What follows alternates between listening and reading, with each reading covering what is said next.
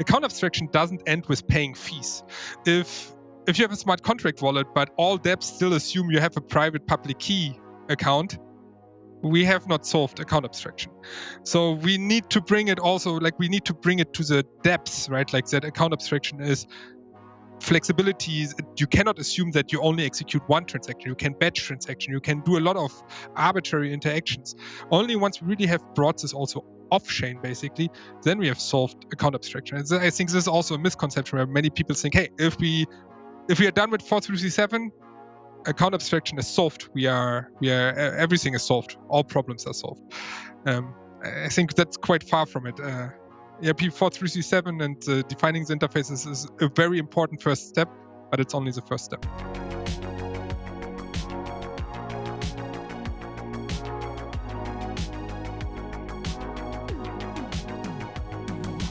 Hello and welcome to another episode of Devs Do Something. Today's guest is Richard Meissner, co-founder and CTO at Safe. Richard is an expert on all things smart contract wallets, and we use this episode to go deep into account abstraction.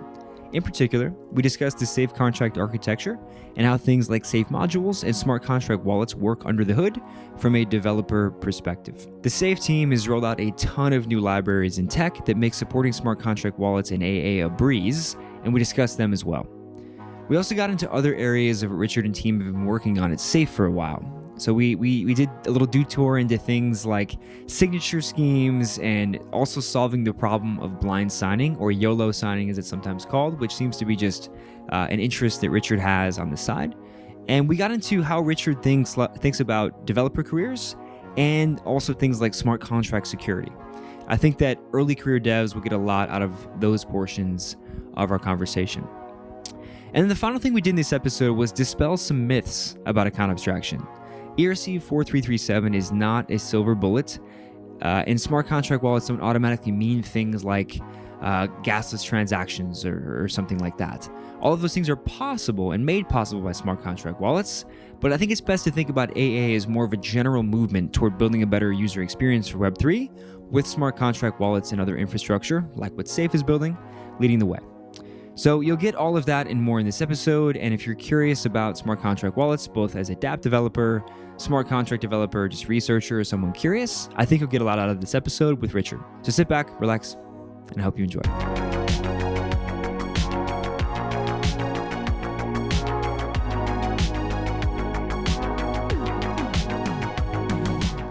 As devs, we all love hackathons.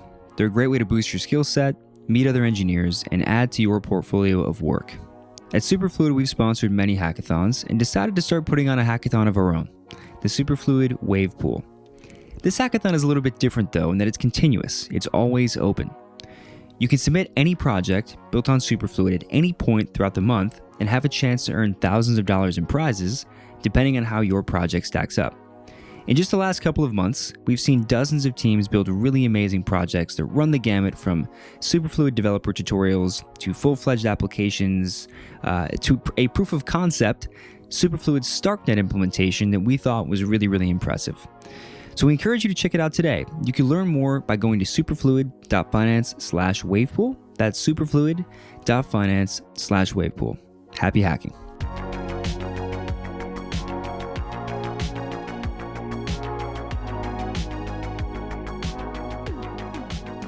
All right, we are here today with Richard, one of the co-founders of the Safe team.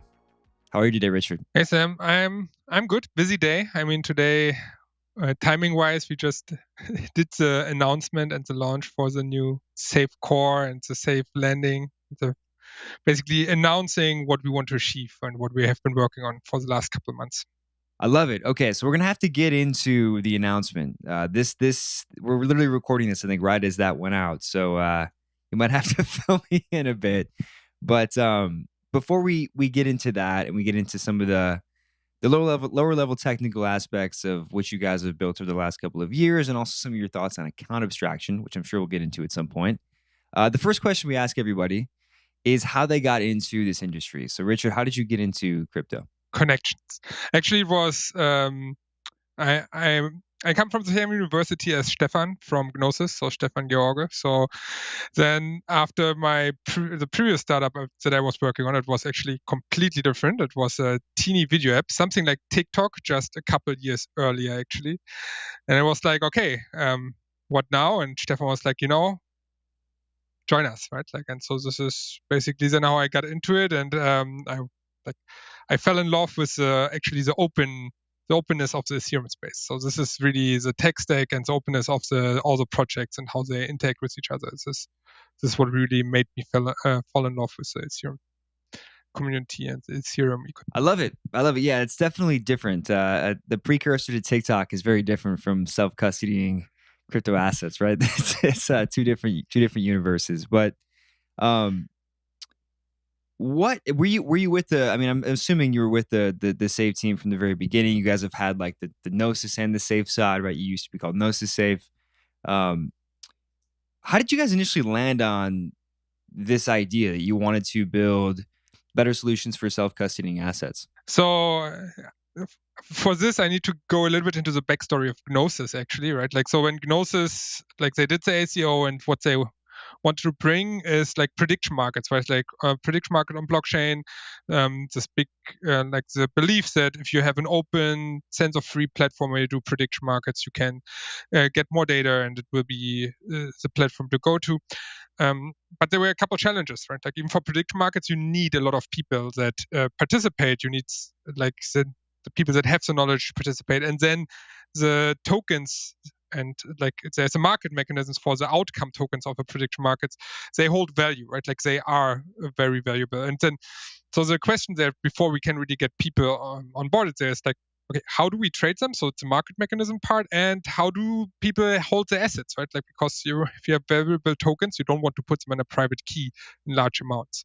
And this is where then at Gnosis, and where actually Stefan really said, hey, look, for our ICO, we built this multi-signature wallet, and we believe in our multi-signature wallet. How can we bring the same concepts to the masses, right? Like how we want everybody to have a multi-signature wallet. Everybody should take advantage of these security concepts, and also some of the flexibility concepts, because even though original multisig already had this daily limit where you could say up to a specific daily limit, you don't require any complex approval structure.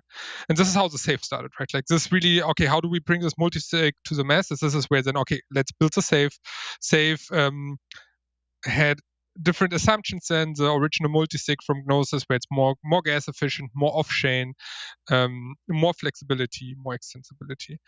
And this is how we then got into the safe space. At some point, it developed into this that the market mechanism part became CowSwap, the asset management part became the safe project. Both of them now independent projects. Gnosis focusing a lot on also this on the Gnosis chain and DAO tooling, right? Like all this is still with Gnosis, and a lot of other very interesting topics that they have to talk about themselves.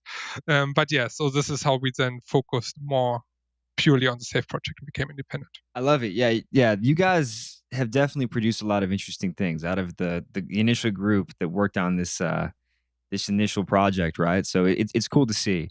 But you mentioned like safe as it is today, like part of the vision behind you actually doubling down and deciding to like really build high quality tooling here. Like you wanted to build something beyond just a standard multi-sig wallet as they existed a few years ago.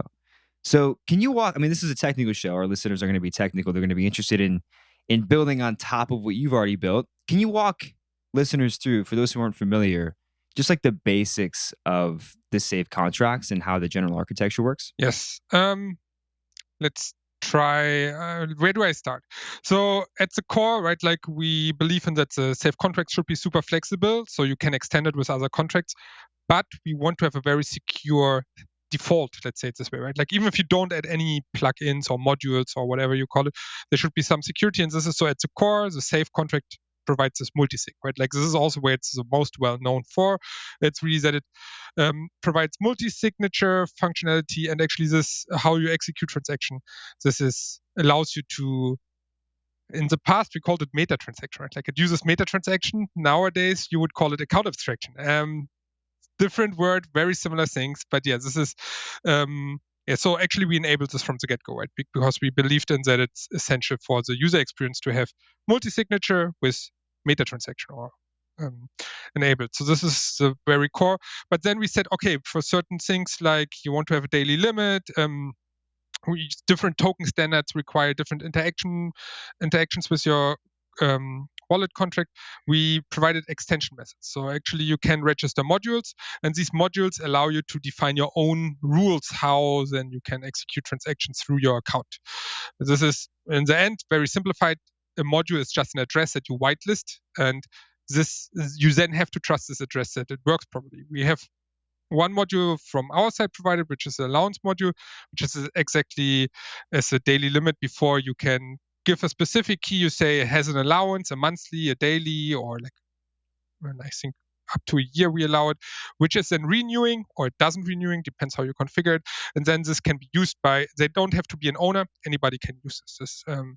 Let's assume you have a company account with millions of dollars, but you have the HR department wants to have $100 per month to buy cake for the team to motivate them, then they could have their allowance there to buy the cake, right? So this is a nice part. But there, it provides also a lot of like theoretically unlimited possibilities there to automate this. We in the past the market mechanism team. So formerly it was like the DX, the Dutch X team there. They use this to automate how they fund their auctions on the Dutch X, right? Like they could, while any interaction with the safe, you would have to require more manual thing. But there was a bot that could fund on a specific contract or auctions, which allows you automation. Similar to actually how the Gelato team allows automation, which is something that all users are used to from Web 2, right? Like we are used to that certain things happen automatically. And with a private key, this becomes a little bit tricky. So this is where we have the automation. Yes, so this is, I think, the biggest and most powerful integration. But yeah, we also have some other integrations which allow you more on this is an execution side where it's more on the read side in the sense of when a contract calls into the safe, you can define what should happen because the arbitrary contract calls can be done to the safe. And you can adjust the logic. One example here would be there's EIP 1271, which is actually also very important in the account abstraction standard, which allows you to define how should a wallet contract verify a signature. I mean, there's this common problem that smart contracts cannot have really the traditional signature, but there is this where you say, hey, the contract should provide a method called isValidSignature, and then the contract can decide how to validate the signature, right? And the default there is that we do the normal multi-signature check, but theoretically, you can extend it to say, hey, look, I write an implementation of this method that checks for which address are we verifying a signature, right? Like, is it CowSwap, for example? And therefore, on CowSwap, I allow a specific key to do certain interactions. Or is it snapshot, a different key, but also allow. Or is it something I don't know? Then please, full security, also owners have to confirm this message, right? Like, and this flexibility is also something that we provide. And yeah, in the most recent version, we also added then something called guards, which allow you to add additional checks that should be performed before each transaction that you go through the default flow. And this allows you, for example, that you say that you limit certain interactions, or that, like for example, if you say you want to change the configuration of the safe, this would require that it has been announced a week beforehand or something like this, right? Like you have this possibility to limit further this. And these are the three current integration points where we really say, hey, you can use these to arbitrarily extend the contract and make the most or adjust the safe to the use case you want to cover. And so this is at the core. And I think our mission in the next years is a little bit organizing how to bring this or how make it possible to developers to easily extend this, because obviously extension on a smart contract level is always critical on a security side, right? Like this is something where we want to enable the developers better. I love it. So there's a lot there that I want to unpack for the next couple of minutes, right? So I'm going to go back a little bit though first. You said these modules, and right, a lot of people have made these modules. Us at Superfluid, I work on the Superfluid team, sponsor this podcast. We have a Superfluid module where you can go in, you can create streams inside of this safe app, right? what are these modules? You said they're whitelisted addresses, but like, does this mean that I have to, are you creating a new contract when you create a new module? Are you just like what exactly are you doing under the hood? I think the most common case is that a module is a contract that you then, and this contract then calls into your safe using a predefined interface. To be 100% correct, it doesn't have to be a contract, right? Like if you would say you want to use a module as you trust your DevOps and they should have an admin key, you could actually also use it as an admin key. Actually, a very nice spin on it is you could say if you use a safe as a module of another safe, you have social recovery to some extent. Because you could say that this other safe then just it's controlled by your 5 best friends, and therefore they control and they can help you recover the safe, right? Like and yes. So but yeah, this is I think a very special case. In the most common cases, it's really like how you mentioned it, right? Like for a very specific use case, you create a contract that has specific access mechanisms or use cases.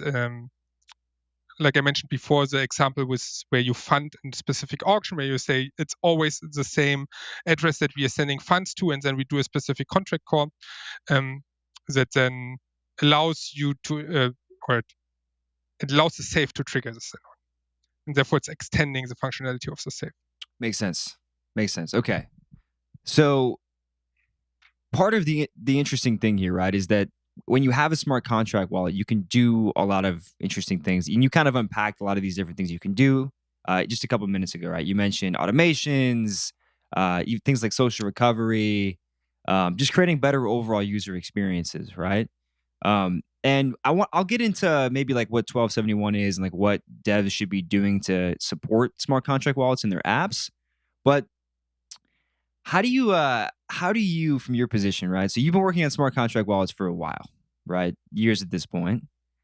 Last 6 months, one of the hottest buzzwords is account abstraction, right? We've had a couple of episodes here where we've deep dived account abstraction with some people. We had Julian from Argent on, we had the CTO at Biconomy on. We've all been talking about account abstraction, meta transactions, all this stuff, right? How do you see this whole debate as someone who's been building smart contract wallets for a long time? Like, what misconceptions are there? Like, how do you view it? I mean, I previewed it a little bit with one of my comments earlier, right? Like, it is not really a super new topic, right? Like, account abstraction suddenly became popular, but it's not that this EIP 4337 is a super new thing and never ever anybody thought about it before, right? Like in the past when we started also with Argent early days, when we talked with them and discussed with them, it was called meta transaction, but it comes down to a very similar thing where it's really about, hey, there's still this friction that if you have a smart contract wallet, you cannot, like, you need another account that has funds, right? Like, and this is a little bit annoying. And so yeah, for me, the biggest misconception, like one of the biggest things, that it's something where suddenly we now have a solution. I mean, Argent and the Safe, they work, and with EIP 4337, the big new thing is really there are two new things. One is that they decentralize the relayer part, where, like, in the sense of that the user doesn't hold a key because they assume somebody else in the system holds a key, and they will therefore relay the transaction. In Argent case, Argent is running a relayer centralized. We are working together with Gelato to run a relayer, right? Like, so there are other means. EIP 437 really puts that to a maximum where they say decentralize this. And another very important thing that EIP 437 is doing is really defining an interface, right? Like, which is actually, if we look at ZK Zinc, they also have their interface, and other teams, Starknet also working on this, right? Like, they define this interface. What method should you provide to verify and the signatures and pay fees, and what method should you provide to execute a transaction? And this is cool, this is good, important to push this forward. And I think the second other misconception for me is that this like this, what I just described, what EIP 437 does, like defining the interface, decentralize the relaying, that this will solve account abstraction. You hinted at it also a little bit when you talked about you want to mention what debt developers have to do to support smart contract wallets, right? Account abstraction doesn't end with paying fees. If you have a smart contract wallet, but all dApps still assume you have a private public key account, we have not solved account abstraction. So we need to bring it also, we need to bring it to the depths, right? Like that account abstraction is flexibilities. You cannot assume that you only execute one transaction. You can batch transaction. You can do a lot of arbitrary interactions. Only once we really have brought this also off-chain, basically, then we have solved account abstraction. And I think this is also a misconception where many people think, hey, if we are done with 4337, account abstraction is solved. Everything is solved. All problems are solved. I think that's quite far from it. ERP 4337 and defining the interfaces is a very important first step, but it's only the first step. Yeah, it's also a standard, right? So people have to adopt it. ERC20 is a token standard, but nothing's stopping you from making a different token that doesn't comply with the standard, I suppose. So you mentioned that the way you're approaching this relayer thing, right? So part of 4337 for people like yourself is, I'm sure people might be asking you, like, all right, like, now that this is a standard, how is Safe going to support this new interface, right? And it sounds like what you're doing is, when it comes to the relayer, you're working with Gelato to actually create a decentralized process for relaying things like meta transactions. Is that right? Is there anything else you're doing there? Like, I know there are people trying to build like paymaster contracts, and like I talked to Biconomy, and they're going very deep into this direction. But can you speak to anything else you might be looking at on that front? So in general, our SDK or our approach is, right, like that we want to be agnostic, right? Like we start with a reference implementation, and there we want to use something that is available on many networks, easily usable. And there currently Gelato was a start, like the partners that we started with, that we launched with, right? Like, because they are available on any networks, they allow easy sponsoring of transactions, and they have a good knowledge and support for the Safe, even if you don't want to sponsor transactions. So for us, a good starting point.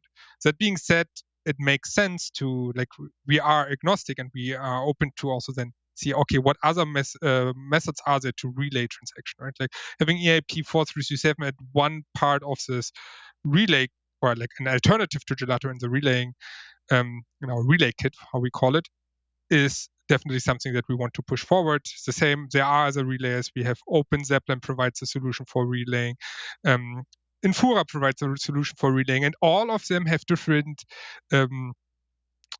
cater towards different use cases, right? Like for the Open Zeppelin one, it's way more integrated into the Open Zeppelin stack, how you can monitor and how you can then submit transaction and have security aspects there, where ITX is more integrated into their whole Infura tech stack, right? Like, and depending where you want to live and where you want to go, and different solutions have their value, right? Like, and ERP4337 as a super decentralized one, definitely something to look forward to and to integrate, because decentralization is obviously a big part of the Safe project. Makes sense. So and this is something you also alluded to a couple of minutes ago. dApp developers haven't really made use of what's been possible for a while, right? When it comes to smart contract wallets, and even things like automations and social recovery, and things you can get from using smart contract wallets and supporting them. So what should application developers really need to know here? Like, if they want to create the best possible user experience that's in line with these principles that people are now calling account abstraction, and they want to make use of smart contract wallets to do so, what do they need to change about maybe just A, their mental model for how an application should work, or B, like the actual concrete user workflows that they're supporting in their dApps? What should dApp developers be thinking about? Yes, I think the very most important part is really about this thinking that what is the signature, right? Like, how do you authenticate with a smart contract? They provide you a signature, but it is definitely not a signature where you can call EC recover on and you get the sender, right? Like the account signing its address for the account. And I think this is still the biggest thing where there needs to be a shift, because this is not only not taking advantage of smart contract accounts, it actually breaking compatibility with smart contract accounts, therefore stopping account abstraction in this regard. And then the next step is really that, and maybe it's a little bit, I'm not sure if it's the best way to say, but it's not really on the dev developers solely, right? Like, but it's also on the standards, like on the library developers, actually, that we need to provide the dev developers with better standards, right? Like, and this is actually a very lengthy process. If you look at the discussions around, hey, we want to have an RPC call. Currently, if you want to send a transaction, you have like send transaction, right? Like to send it to your wallet. And you want to have another RPC call where you can send multiple transactions to the wallet, right? Like, it sounds simple. It's a process that has been ongoing for at least 2 years, discussions around such an RPC standard, where still there's no common standard where all the wallet developers can align, yes, this is what we want to support, right? Like, so it's actually quite a big push where the wallet developers and the tooling people like Ethers and Web3.js, they need to come together and provide a good tooling to the developers, because else it's going to be hard, because there's else dev developers would have to say, okay, now I develop for the safe, and then tomorrow for Argent, and then I have special logic for each of them. And let's be honest, that's not really scalable, right? Like, this is the only wallet for which people do this right now is MetaMask, and this doesn't help in this aspect, because then people only start thinking about private and public keys again, because that's what MetaMask is. Yeah. Okay, what else is needed on the standardization side beyond? Is there anything beyond the RPC example you gave, right? And one thing, you're 100% right about this, by the way, because when you as a dApp developer, like as me, I was someone who's just looking to do like I was working on creating an example, right? Like create a superfluid stream with a smart contract wallet in a way that basically makes it so that the user creating the stream doesn't have to pay fees. That's all I wanted to do, right? And you can do that in a lot of different ways, right? I can use your SDKs to do that. I can use Biconomy's SDK to do that. I can get really advanced and try to use some of the more fringe options to do that, right? I can run my own relayer to do that. So it's definitely complicated. But what else is necessary on the standardization side? Like should like the Ethers team think about supporting things in Ethers? Like how do you see all this? No, I think the Ethers team is the second step, right? Like, first the wallets have to get together, and it's about getting the wallets and pushing forward. And then I think while this, how do we do transactions, probably also with signing, all these, like, also how do we provide, actually there's already quite a lot of tooling for ERP 1271, right? Like, so that the developers don't have to think about, okay, do I first try to verify it against the contract and then switch back to easy recover? I think this is the biggest shift, that these things we need to some extent abstract them away initially, right? Like, and then once we have them abstracted away, they come more naturally. One example where we saw this happening is actually we have this way that you can use dApps inside the safe interface. And in the beginning, we had a dedicated SDK which exposes all the functionality of the safe with batch transactions. You can use contract signatures. But it was like tedious. Developers did not really make use of this. There are a couple projects, like 1inch, that really made use of this, but most of the project didn't, and therefore was little compatibility. And only once we really integrated it with tools like onboard.js or Web3 model, where the developers didn't have to think about it anymore, that there is a different type of wallet, then they started using it. Then it worked, right? Like, so this is, I think, the most important and first step, is that developers should not make any assumptions. Neither is it a private key, nor is it a smart contract wallet. The first step is that they just use it. Just like use the tool set. I mean, this is part of the abstraction, right? Like, you should not think about the details. And then once we have this, then it's really about really pushing more standards also around, hey, should dApps be able to trigger recovery, right? Like, these are how can we bring the more advanced stuff there really? And should you have more conditional flows or stuff like this? But I think the initial problem is big enough that we need to solve this first before we jump to this more advanced stuff. How do we have exceptional flows? Yeah, we have some work to do, I would say, for sure. I mean, part of this is that it's on like the, maybe it's on wallets, maybe it's on just the general standards and tooling, but it's also it's like a mental model we've kind of been stuck with for a long time. Like, you learn how Ethereum works, right? You read Andreas Antonopoulos' book, you're like, all right, EOAs, most transactions are going to be, every transaction has to be triggered by an EOA, right? So every application is just thinking in terms of this different mental model. I think it just might take some time to even break that. So no, that's definitely interesting. On the signature side, I saw you involved in a forum the other day.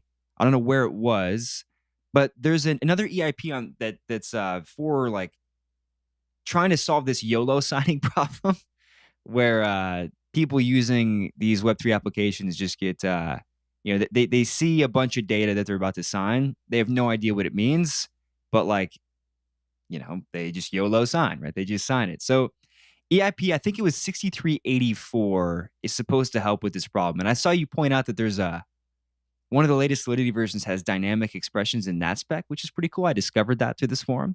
But what is that EIP and why do you think it might be important? Yes, I mean, it's always this point of what is YOLO signing, right? Like, it comes down to, and in the past, this was very, very much, I think, where it really originates from is if you sign a transaction with your Ledger hardware wallet, you sign a really normal transaction, you're like, oh, damn it, I don't want to click this 10 times on my Ledger wallet. I just say confirm, right? Like, and then your funds are gone. And this is where, like, okay, why nowadays for normal transactions, all the tooling is there that MetaMask tells you, hey, this method is what you call, you set this approval, do you really want to do this? Actually, when it comes to signatures, people are still in this mode, hey, I'm just signing a message. Nothing can happen, right? Like, and I mean, big kudos actually to MetaMask because recently they shut down their original implementation of eSign, where you could, as a debt trigger, signing of arbitrary messages. So you could actually let the users sign a transaction and the users would just see, hey, you're signing something, not submitting a transaction. You're like, yeah, I'm just signing. And you could sign arbitrary transactions. They turned this off. It's a very good move. But yeah, it's still this point where contracts are using signatures, right? Like to authenticate interactions. So that because it's a very gas efficient way where you say, hey, we do as much as possible off chain. So we collect signatures, and only when we settle something, then we move it on chain. Because normally this is where on chain is important when you want to settle something, and beforehand it shouldn't matter too much. And obviously, therefore, every interaction that you sign is important, and you should not just sign, hey, it's just signing, nothing can happen, right? Like, and there are multiple exchanges. CowSwap is one of the examples where you sign a message and therefore do an order, right? Like you say what you want to trade, and if you don't pay attention what you sign, then this goes downhill. You lose funds again, right? Like it's the same problem as in the beginning, and therefore pushing a standard where it's, hey, how can we make it possible that users better understand what they sign without us having to go into very long text messages, right? Like this is, I think there are some standards where this was chosen to provide a better initial user experience because currently, okay, I have to go into technical details here a little bit. So there we have this EIP 712 and EIP 191.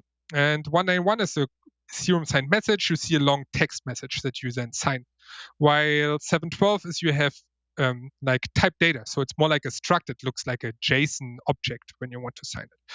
And obviously the long text for users is a little bit nicer. If you put line breaks in there, it's nicer to render. It's a text, right? Like where if you render a JSON object kind of to a user, I mean, it's cool. Developers can understand what's in there, but for the user, it's not that cool, right? Like, and the EIP 6384 kind of tackles this. They say, hey, let's try to come up with some way to make this JSON easier readable. Because this is important, because if we look at sign-in with Ethereum, for example, they explicitly decided against EIP 721 and went for, 712. It's for 712, switching it around. And went for 191 because they said 712 is not readable.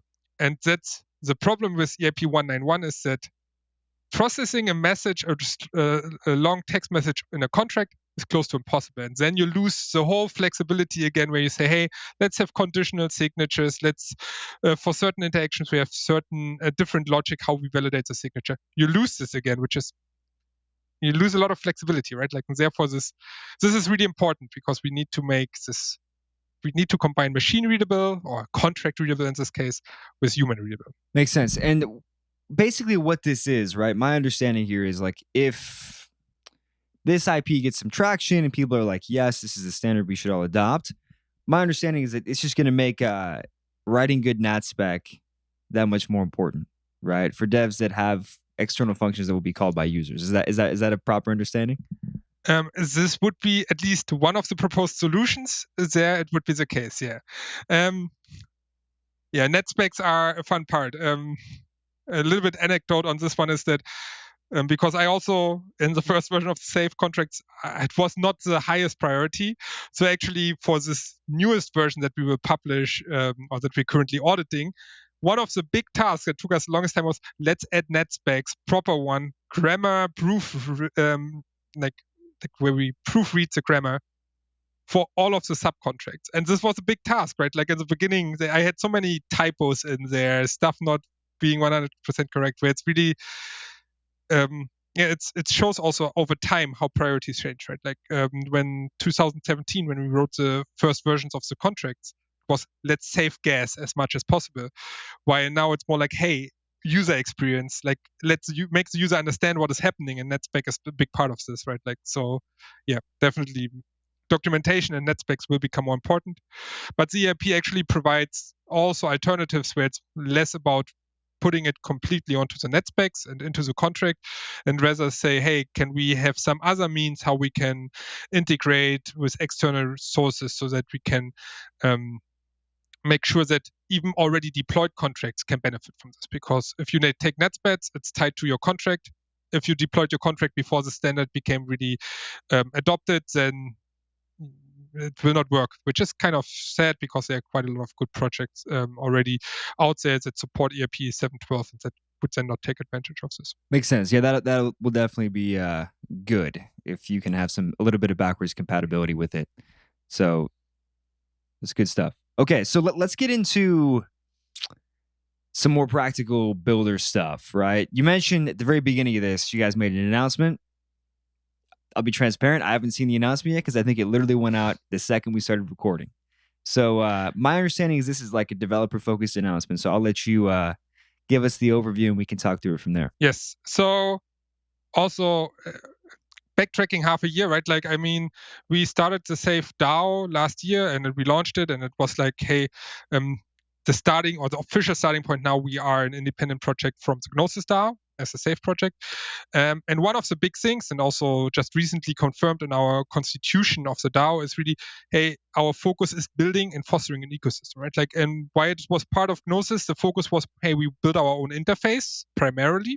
We also, they had already public tools, but we wanted to focus way more on this. And obviously, just saying we want to do this is not helpful. We need to do some actions, right? Like, this is where today we launched this new Safe Core suite, where really it's a Safe Core, where we have three parts of it. It's one part is the SDK, one part is our API, and one part is the protocol. The protocol currently is modules and contracts. API, our indexing API, where you can get all the information and queue transactions. And the SDK is then coupling this together where you can interact seamlessly with these other tools, and even using external tools like Gelato for relaying or Stripe for onboarding. And or we also integrate with tools, wallet providers like Web3 auth to really bring an easy user experience to make it possible with just a couple lines of code to take full advantage of this account abstraction stack, right? Like account abstraction also in the sense of we want to have counterfactual deployment, we want to have an easy onboarding user experience, we want that the user has the flexibility to use additional means of account recovery. And yeah, there we did a first version, or we published the first version today, a first launch, and we are looking forward, or like our plan is in the next years actually, but also in the next short term, right? Like to extend this, we want to have, we started out with this authentication, which is like the Ethereum wallet provider kit, and a relay kit with Gelato, and the on-ramp kit, because we say for initial user experiences is the foundation. And the next two parts that we want to focus on is multi-chain. Multi-chain is a very important topic that, again, something with account abstraction, we need to consider this there. And also account recovery. These will be two big topics that we want to bring easy access to later on. But yeah. I love it. Yeah. So You have the SDK API and the protocol side that people can interact with. I saw some docs at some point. I don't know if it was yesterday when I was doing research or this morning, where the Stripe onboarding thing I think is also really interesting.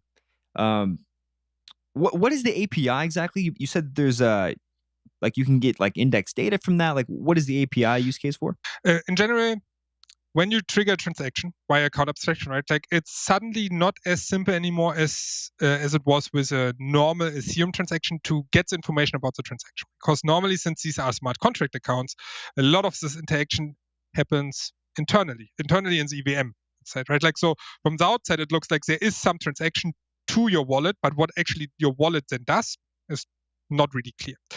And for this, actually similar how you can go to Etherscan and say, give me all transaction from account, which from a normal node you also cannot get, right? Like you would have to listen to each block to get this. We have an API where we say for our safes, hey, give me all transaction for this specific safe, and also filter them by specific like to or from.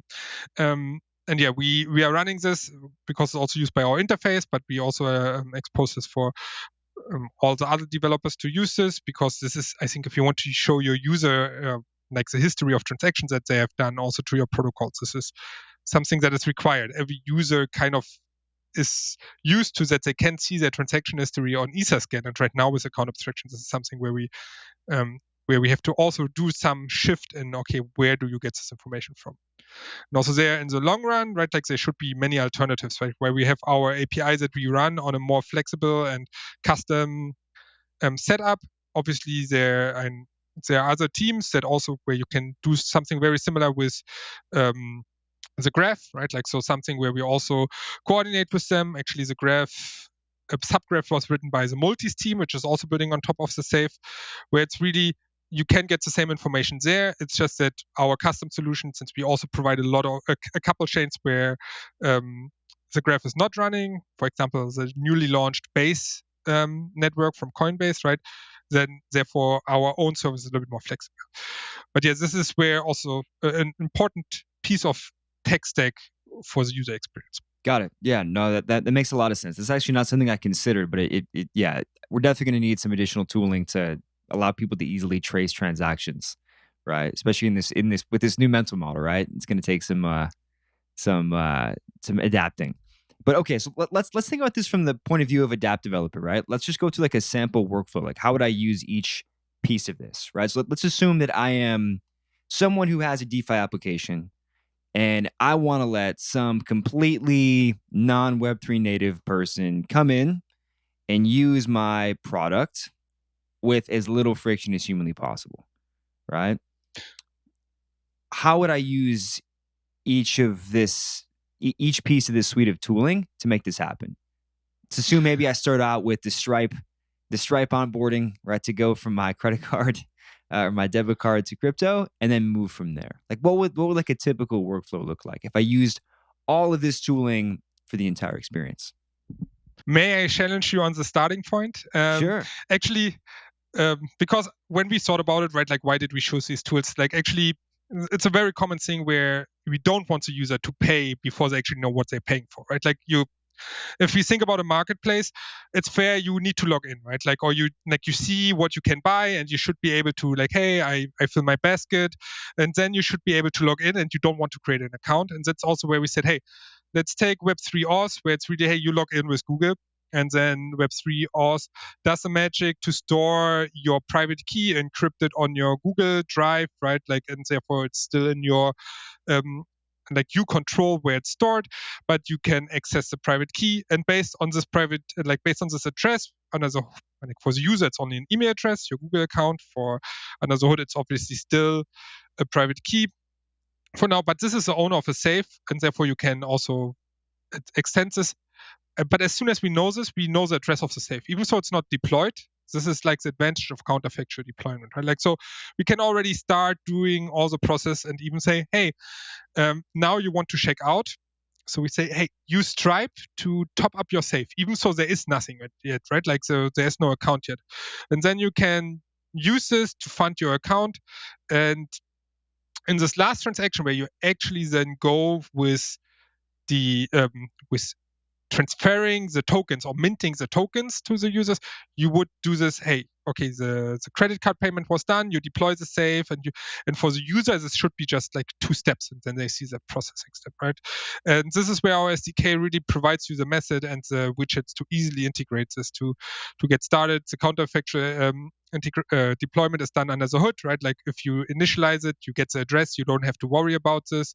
If you trigger the first transaction, it then deploys the contracts if necessary and relays the transaction. And if you even say the user should not have to pay for it, it's you can even go to set up with Gelato in a way that you can sponsor the transactions. They have the mechanisms for this, right? And then providing an even better user experience, because especially on L2 networks, sponsoring is a quite like it brings a lot of benefits to the user, and it's not that costly as it is on mainnet, right? So this is really where we want to go with a couple lines of code. You can provide this very nice onboarding experience. Interesting. So I think, yeah, you corrected me on that, right? So step maybe like 0 is use Web3 auth to even log in the first place. And I guess one other question I have, you have to, like, before you even do any of this, right? So even before step 0, you have to actually set up a safe of your own separately, right? Like the SDKs don't allow you to just create a safe on demand when you use Web3 auth, or am I wrong about that? So it will not deploy it, right? Like, and the current setup is as soon as you have any address, you can derive a safe address. This is because we use create2, which then deterministically lets you get the address. This is especially so since it's the first version of the SDK. Long term, theoretically, you can be even more flexible, right? Like you could generate a temporary key that is not exposed anywhere, and you know the address even before the user creates any account, and then you replace it with the first transaction and like really say you transfer ownership, or you say you create an account that actually doesn't have any viable key and you say you have some recovery mechanisms. I think this is how also in Web 2 quite often it's done, right? Like you get an account to your email address with no password, because they say if you want your password back, reset your password.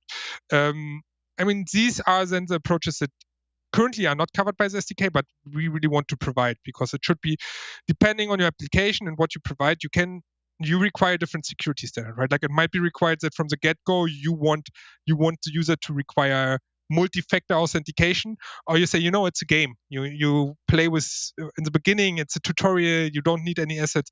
Do a temporary key so we can do the first interactions fast, and then you move towards a more secure model later on, right?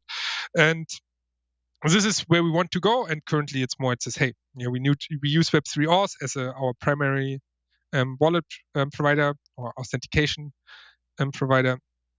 And but we want to extend this as one of our big goals. And also, it will be something where we want to actively support external teams to integrate this, right? Like it's the power of open source. I mean, as I mentioned in the beginning, that's why I fell in love with the Ethereum ecosystem, is because it is so open source. People can contribute to other projects. And actually, it's also quite common to support the developers that want to integrate. And that's where we have a big grant program. Or yes, I think we announced it a while ago for this take back ownership campaign, but also moving forward, a big part of the funding that the SAFE team collected is meant to go towards fostering the ecosystem and pushing the ecosystem also to engage with the project. I love that. Yeah, so this is going to be interesting, right? You're going to have the ability. So someone like Aave, right? Blue chip DeFi protocol, or just any other application, right? Maybe it's a game or something like that. But let's take Aave as an example. If I have a safe, right, I can, if Aave enabled all of this, right, if I have a safe, I could literally just go to Aave, right, just log in with Web3 auth, go choose the pool I want to provide liquidity to earn some yield. Maybe I'm just testing things out. Maybe I want to borrow money. After I'm logged in with Web3 auth, I'm authenticated, right? My wallet's connected effectively. And right before I actually submit the transaction to borrow money or provide liquidity, the Stripe, maybe Aave built some kind of modal where the Stripe thing pops up right in front of the screen. I get on my credit card. I put in my credit card number like I'm used to. And if Aave wanted to, they could even abstract the gas away. So if I want to provide USDC, I don't need to buy ETH and USDC. I could just buy USDC. provide my USDC as liquidity, and boom, I'm in the game without having to first go to Coinbase and then send the money from Coinbase to this wallet, or maybe bridge it first and then go to Coinbase, go to Coinbase, buy the funds, send it to this wallet, bridge it, and then do it on L2 if I want to, right? So all these steps, we're going to basically abstract some of them away and make this much, much easier to do. So I think that's very, very cool. My understanding is there is correct, right? Yes, that's what it should be. And that's what we want to provide. I love it. Okay, so super excited for that. And as we get close to wrapping this up, I do have a couple other questions that might be useful for just devs in general, right? People that want to learn from someone like yourself about how to build high quality applications, secure applications, and all that good stuff. So one thing I wanted to ask you is, like, you guys have a sterling security record, right? You guys have a lot of funds in safes. You seem to do a very, very good job with security. All of your audits seem to come back with no vulnerabilities or anything like that. So how do you and the team approach things like security? Like, do you have any processes in place that you think other teams should follow? Like, how do you look at it? I think we are quite defensive, I would say, which is good and bad, but especially on the very core, I think it's required because there have been in the past quite some incidents with wallets. And there we really say, hey, I think actually it's nothing super special. It's actually what I would recommend every smart contract developer: high test coverage, right? Like, make sure that you don't only test happy paths, you should also test the error paths, like what you don't want to happen. Very good documentation, right? Like, you should document your code. You should document also like how you do your what did you do with the architecture. It's actually something where we currently revamping it because we don't have an up-to-date one, the latest one. And then really do an audit, right? Like, because for auditors, this is where, and best don't do just one audit, do multiple audits, but yeah. And this is what we say it's the default. And then we have additionally to that, before we then have this new version to push it to production, we say we normally put it up on chain, but we don't push it to the users, right? Like, so we have a test runs, we put funds there. Normally, like, we upgrade one of our safes first, which holds funds, and therefore it's like a test run. And we have a bounty that currently is up to $1 million, and where if you find any bug, which obviously applies also to new versions, where this can be covered. So this is the default process.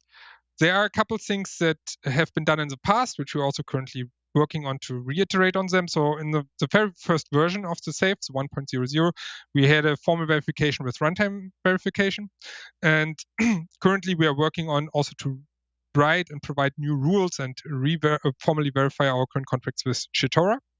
So where it's really about, hey, we want to make sure that we have a framework when we write new code that we have Shitora provides basically formal verification as a service, and we can integrate in our continuous integration pipeline.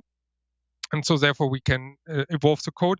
And long run, even to the point where we say we provide a framework that module developers, which I came back to, which I mentioned in the beginning, is very security critical piece of the safe stack, that they can use Shitora and the tools if they want to provide this functionality, right? Like, we want them that they have a framework where they can plug in. They still need to do some stuff on their own, write certain rules, but they should have like a kickstart into this formal verification approach to really provide the highest level of security. Additionally to this, obviously, bug bounty is something where it's currently very centralized for us. We say as a foundation, we provide a bug bounty. Also there, we are looking into how can we decentralize this? How can we push this more on chain, involve also there's an ecosystem, use this as a guarantee in when we put everything together. Have been talking there with teams like Heads Finance, where it's really where they also use the safe under the hood, but where it's really about, okay, how can we bring bug bounties on chain and make it so that the DAO community can also better govern this and interact with this. Yeah, and all this together, I think, brings it, like, you need all of this to have a proper security. And then I think the point that you need time. Time is a very, very valuable aspect, right? Like, which is always this trade-off. Okay, do we try to update every year a new version or more often, or do we let it sit And this again is why we chose a very flexible approach where we say, hey, the core of the safe contracts we do not want to touch every year, right? Like we'll do an update this year to better support ERP 43C7. And then we will evaluate how can we actually have a next big update. But this is then such a big update that it's probably like it's a version 2 then actually. So this is actually on our forums. This has been discussed. We're quite like open about this, transparent. So we want to get the feedback of the developers what to do there. So yeah. I love it. And I like the fact that you're pushing formal verification forward. I think there's a lot of opportunity there. We're trying to do some of that. We're trying to do some of that stuff internally as well. And I love the fact that you're going to open up some of this tooling and some of these processes to module developers. I think that's going to be super, super helpful for your community. How are you doing on time, by the way? Do you have time for like one or two other questions? Sure. Let's go for it. Okay. So one thing we also like to ask everyone who comes on, who's spent some time in the space, who have built really high value products, is whether or not you have any just general advice for developers that are early in their career in Web3, right? Say there's a group of junior Web3 devs listening. Maybe they've just gotten their first smart contract development job. They've been working there for 6 months and they really want to level up. Like, what advice do you have for them on getting better and becoming senior and being high impact? I think there are two parts to it. And one comes back to this, really take advantage of such an open ecosystem. Like, I mean, read up on like 90% probably of the protocols out there are open source. Go there, read their contracts. There's a lot of high value, super awesome protocols where you can deep dive into it and see all the nitty-gritty details, right? Like how they work. And this is not only for smart contracts, but I mean, also when you go to nodes, when you go to how the graph works with indexing, all of this is open source. There's no secrets, and you understand certain details, why certain edge cases, which are important in the smart contract development, right? Like edge cases can blow up the whole protocol.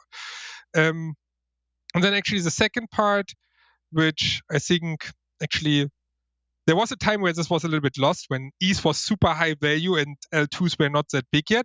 When I started, it was a nice thing. You could play in production a little bit, right? Like the ETH was at $200 or something when I started. So you could actually trigger transaction, play with the protocols without having to pay 10 euros for transaction fees, right? And this is coming back with L2s, right? Like this is a nice stuff about like also Polygon, and when you look at also the other like roll-ups networks, it's not that expensive. Go there, play around with the protocols that are out there, look what happens, right? It is also there super open. It's not that you have to, everything takes KYC process. Most of these protocols you need a public key or private key. Right, like, and then you can like really play around with this. So for me personally, it was always this, that I could engage, that I could play with a protocol and then look at the source code, what is actually happening under the hood, right? Like, which was super valuable for me, which for me personally is the thing where like, hey, I love deep diving into the technical details. And if something was unexpected, yes, it takes some time, but I deep dive into it until I understood, that's why it's unexpected. I mean, also with MetaMask actually, right? Like, as much as I think the way forward is something beyond the current MetaMask, it is super interesting to look at the tech stack of MetaMask. How do they do things? How is it organized? How do they interact with the web pages? It's something I would recommend if somebody has a couple days, deep dive into it. It's such a big code base, you will probably need a couple days, but this is for me like, go for it. This is a fun.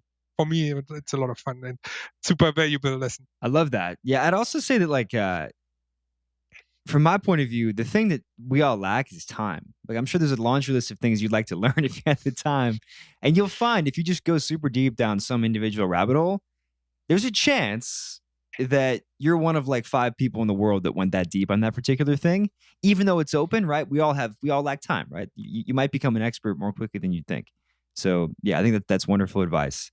Last question. It's far more general. But you're, I think, well positioned to give, I think, an interesting answer. But what do you hope our industry looks like in 10 years? Like, how do you hope things have evolved? What are people building? And like, I don't know, how do you see everything unfolding? I think what I hope is that when I tell somebody I'm working with crypto, that it's not like, okay, so you're in the speculative market thingy, which is, it's a little bit frustrating because I know there are people for that into the crypto market. I am not. I am for the tech stack. Um, yeah, so I hope that this becomes just normal. I know that sounds maybe weird, but because a big part also of our living is that it is so special. But yeah, it should become a common thing. It should be accepted. And what I mean with acceptance is really also there is a lot of this regulatory question. So I'd like the tech part. There's a big tech part definitely, and a lot of tech hurdles to overcome. But actually, we have Christoph, one of the other co-founders of the Safe, who is very much focused also on the regulatory and legal part.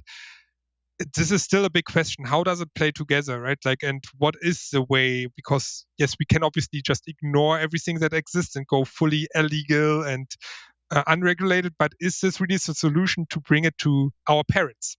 Um, and I think this is for me the hope. It's clarity. It's a little bit more normality, that it's seen as something accepted, right? Right now, it feels there's still a lot of doubt and misconception, in my opinion. And I think this is what I'm working forward to, and what I want to enable others to work forward to, right? To bring it really to something that people don't see as super special, fancy, abnormal, right? Yeah, it's a good answer. I have a lot of the same hopes. It'd be nice to go to a holiday family dinner and not get weird looks. So yeah. But I'm with you there. Well, listen, Richard, thank you so much for coming on. We're super excited for all the things you're building. It's Safe. I'm gonna go check out the SDKs and some of your new tooling and probably try to create some examples with it. So it's awesome stuff. Thank you. Cool. Thank you for having me. And I have to do this final advertisement. We are looking for help also inside our team, not only inside the ecosystem. So check out our webpage and what we have there and what positions we have. But yeah, we use help everywhere. It's a big project. Web3 needs to stick together and push forward together. So yeah. I love it. All right, well, you guys heard the man. Go check out the careers page and the Safe site and see if you can help out the ecosystem. Cool. Listen, Richard, thank you again for coming on. It's been a lot of fun. It was a lot of fun for me too. And then see you later.